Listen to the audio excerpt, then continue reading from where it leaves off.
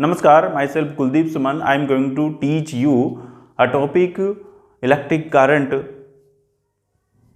Electric current क्या है इसके बारे में पढ़ने वाले हैं। इसको समझने के लिए हम दो चार्ज बॉडी ले रहे हैं, जिसको एक बॉडी है इसको मैंने पॉजिटिवली चार्ज किया है और एक बॉडी है जिसको मैंने नेगेटिवली चार्ज किया है। ठीक है, अब यहाँ पर जो पॉजिटिवली चार्ज बॉडी है, माना कि ये हायर पोटेंशियल पर है, इसका जो पोटेंशियल है वो ज़्यादा है as compare to this negatively charge body से। तो यहाँ पर जो चार्ज का जो फ्लो है ऑलवेज हायर पोटेंशियल से लोअर पोटेंशियल की तरफ होता है। तो हायर पोटेंशियल से जो चार्ज का फ्लो है लोअर पोटेंशियल की ओर होता है। ठीक है, अब कितना चार्ज का ये फ्लो हो रहा है इसको अपन को काउंट करना है, और इसी काउंट करने की रेट को एक पर्टिकुलर एरिया में इसी रेट को मतलब कितना चार्ज का फ्लो हो रहा है इसी चीज़ को आप इलेक्ट्रिक करंट बोलते हैं। तो क्या बोल सकते हैं, the rate of flow of charge from any cross section area in a conductor is called electric current, is called electric current.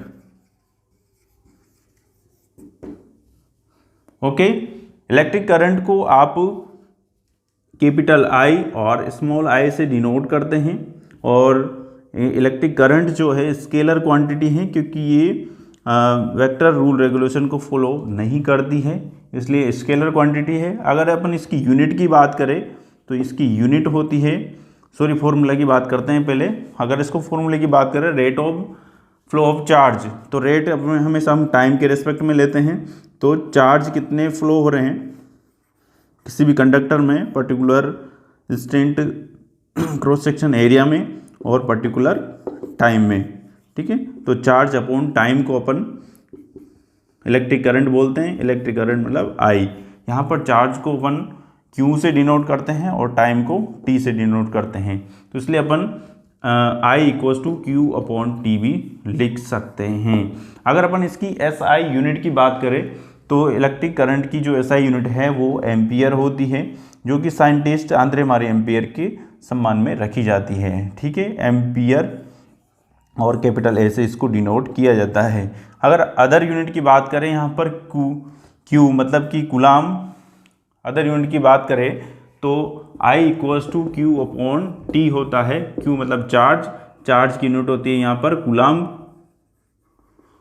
Coulomb और टाइम इसकी यूनिट होती है सेकंड, तो इसकी यूनिट हो जाएगी कूलाम पर सेकंड, जहां पर कूलाम पर सेकंड इक्वल होता है एम्पियर के, मतलब कि 1 कूलाम पर सेकंड इक्वल होता है 1 एम्पियर के। आगे बात कर लेते हैं इसकी अदर यूनिट के बारे में। अगर अपन को स्मॉल अमाउंट की करंट को मेजर करना है तो कैसे आप मेजर कर सकते हैं, जैसे कि 1 मिली एम्पियर, 1 माइक्रो एम्पियर, इस प्रकार से भी इसको मेजर किया जा सकता है। 1 मिली एम्पियर इक्वल होता है 10⁻³ एम्पियर के, और 1 माइक्रो एम्पियर होता है 10⁻�6 एम्पियर के। ये डाटा आपको याद रख लेना है। ठीक है, अब हम नेक्स्ट बात करते हैं इलेक्ट्रिक करंट की डायरेक्शन को कैसे माना जाता है। मैंने अभी जस्ट आपको बताया है कि जो करंट का फ्लो है हमेशा हायर पोटेंशियल से लोअर पोटेंशियल की ओर होता है। तो हायर पोटेंशियल से लोअर पोटेंशियल का काम यहाँ पर कौन करता है, तो ये काम करता है आपका बैटरी। जो आपके प्रैक्टिकल में जो वर्क करता है वो कौन है, वहाँ पर बैटरी है। जो भी सोर्स है लाइट का इलेक्ट्रिसिटी का, वही हायर पोटेंशियल और लो पोटेंशियल का यहाँ पर काम कर रहा है। अब बात कर लेते हैं direction of electric current. Direction of electric current की जो कन्वेंशनल डायरेक्शन थी पहले जिसको माना जाता था, वो बोला जाता था कि जो पॉजिटिव चार्ज है, पॉजिटिव चार्ज जिस डायरेक्शन में मूव करते हैं, पॉजिटिव चार्ज जिस डायरेक्शन में मूव करते हैं वही करंट की डायरेक्शन होती है, वही करंट की डायरेक्शन होती है। अभी प्रेजेंट टाइम में ये डायरेक्शन है कन्वेंशनल डायरेक्शन, कन्वेंशनल टाइम। ये डेफिनेशन जब दी जाती थी जब इलेक्ट्रॉन की खोज नहीं हुई थी, मतलब इलेक्ट्रॉन का नॉलेज लोगों को नहीं था।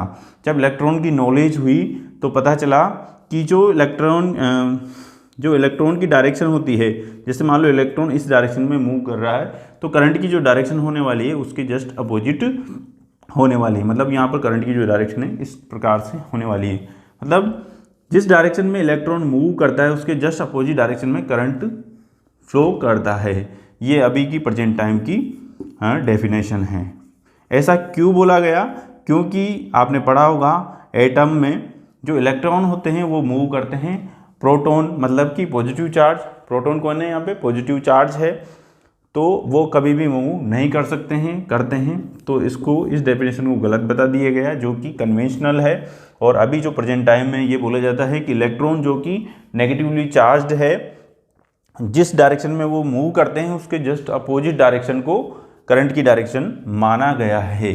तो इस वीडियो में हमने इलेक्ट्रिक करंट के बारे में बेसिक नॉलेज आपको दी और डायरेक्शन आपको बताई।